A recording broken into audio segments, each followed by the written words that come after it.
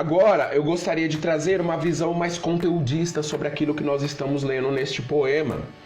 E para iniciar isso, eu gostaria de retomar algo que nós já falamos anteriormente, que é o surgimento dos movimentos científicos no século XIX, que vão fazer frente de estrutura conteudista e explicativa sobre uma visão do mundo que o autor tenha para produzir a sua obra.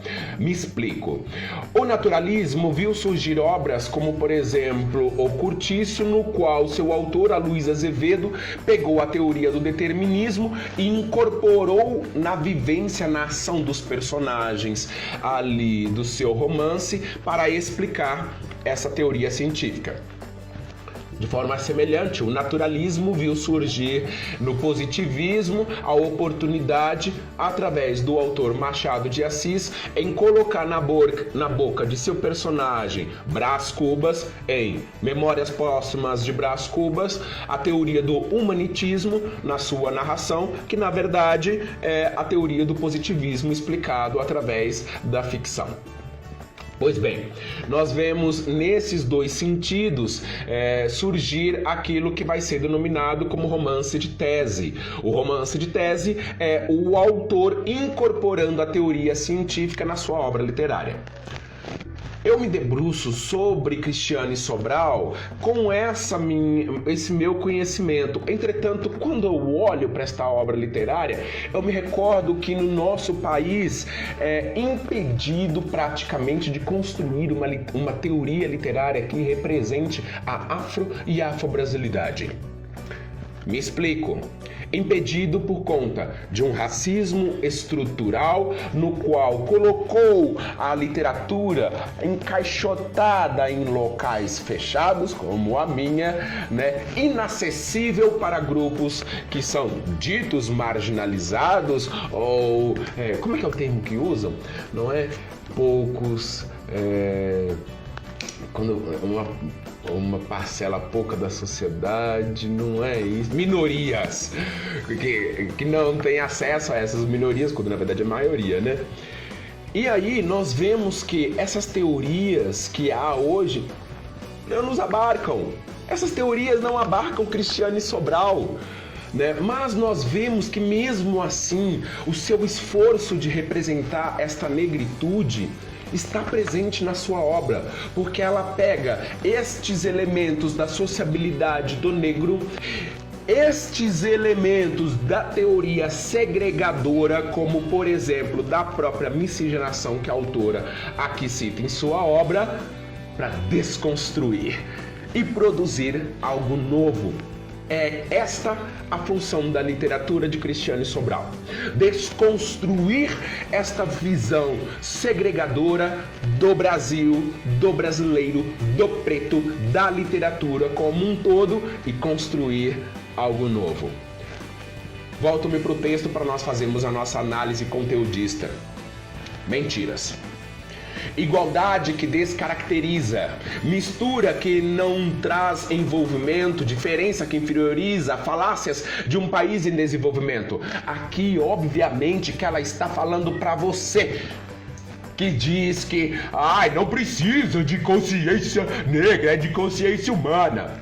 Ela está falando para você, que querem nos fazer crer que ao levantar a bandeira de uma percepção afro e afro-brasileira está errado, quando na verdade deveria ser consciência humana. Faço das palavras de Asa Nigeri as minhas. Na verdade, somos biologicamente humanos, mas somos politicamente e socialmente iguais?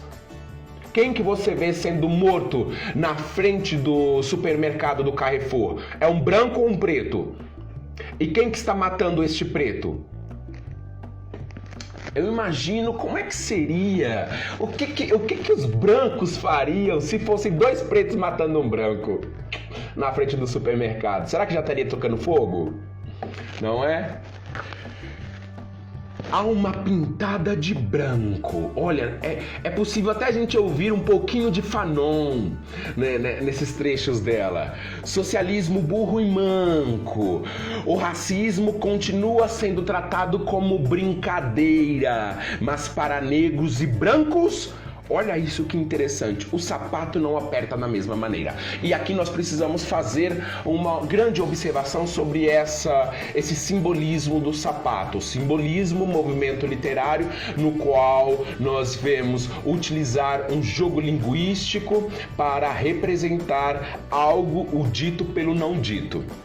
Representar algo que não está muito claro para o leitor, que o autor tenta sugerir para ele.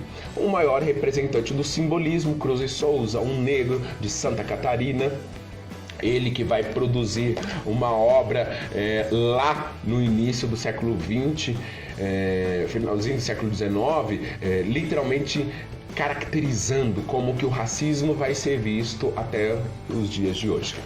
Quando ela fala o sapato, né, mas para negros e brancos, o sapato não aperta da mesma maneira. Precisamos recordar que o sapato foi durante muito tempo construído na nossa sociedade brasileira como uma representação de status social. Quem estava calçado fazia parte de uma elite, fazia parte de um grupo social de ascensão de classe econômica mais abastada. Os descalços ou de sandálias ou com sapatos rotos faziam parte de uma classe menos inferiorizada.